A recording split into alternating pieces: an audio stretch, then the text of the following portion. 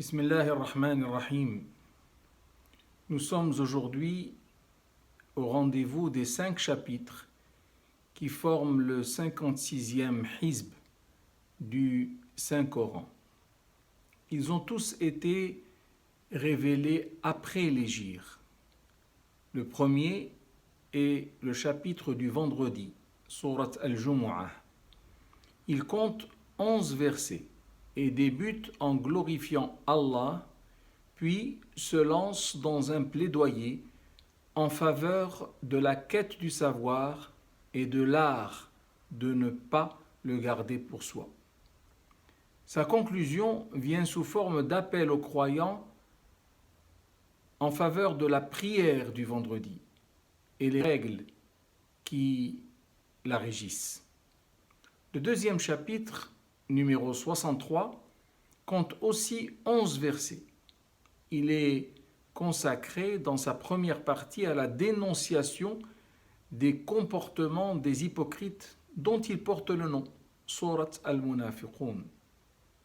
Ces 3 derniers versets sont également sous forme d'appel aux croyants, les mettant en garde contre tout ce qui pourrait les distraire de la mise en œuvre du culte de Dieu sur terre.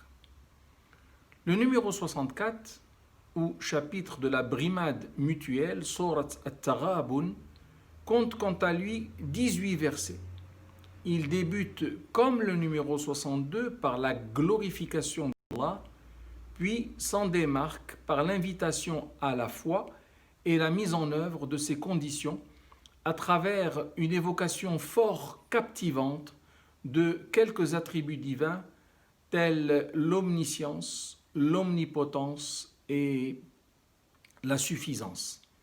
Un appel aux fidèles vient ensuite le clore, comme les 2 précédents, de la plus belle manière, les invitant au pardon et au partage. Le numéro 65 est le chapitre du divorce, Surat al-Talaq. Il débute par un appel au prophète et compte 12 versets. Il traite essentiellement des règles qui vont devoir régir la séparation au sein du couple.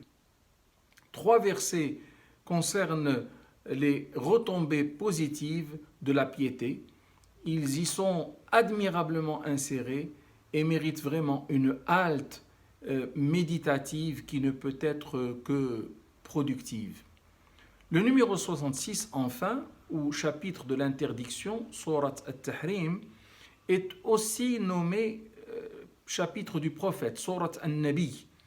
Il compte 12 versets, dont 2 appels aux croyants, 2 appels aux prophètes et un appel aux négateurs qui sera lancé à l'occasion du jour dernier.